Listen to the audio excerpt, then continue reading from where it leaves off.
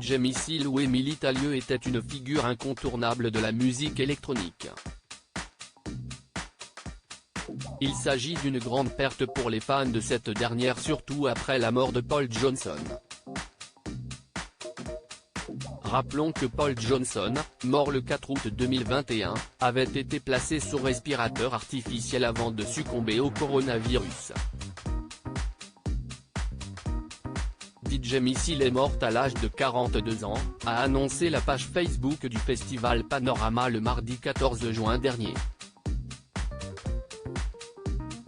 Notons que les organisateurs et DJ Missile avaient déjà collaboré à plusieurs reprises.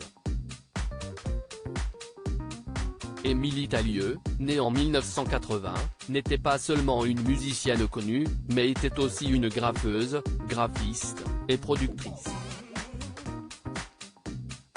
Bien que sa préférence était tournée vers l'électro, Émilie Talieu était aussi fan de rock, hip-hop, dancehall et raga. En outre, Émilie Talieu s'est aussi fait connaître dans la rue en faisant du graffiti sur les murs de Paris dans les années 90. Elle était également une otaku, fan de manga. C'est en voyageant qu'elle a évolué pour ainsi faire partie des événements des grandes métropoles du monde.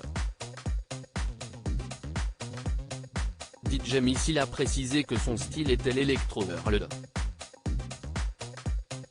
C'est vrai que le dernier morceau a été fait en collaboration avec la sénégalaise Seni Camara, mais le prochain EP sera plus latino, avec des chanteuses cubaines et portoricaines. Et les autres seront tantôt maghrébins, tantôt indiens népalais. Avait-elle confié à Ouest de France en 2019. DJ Missile, la musicienne était une militante pour l'écologie et les droits des femmes. Bien qu'Émilie Talieu ait enchaîné les festivals en France, elle donnait aussi la majorité de son temps pour militer pour le droit des femmes ainsi que pour l'écologie. J'ai voulu faire une musique authentique et en lien avec la nature. C'est le sens du morceau Climate Change, ou encore 432 MHz, dédié aux arbres et à cette fréquence que certains qualifient de naturelle, en harmonie avec la nature et le corps, avait-elle confié. DJ Missile, partenaire de Jonathan Cohen, était aussi à l'origine du collectif féminin Osisté.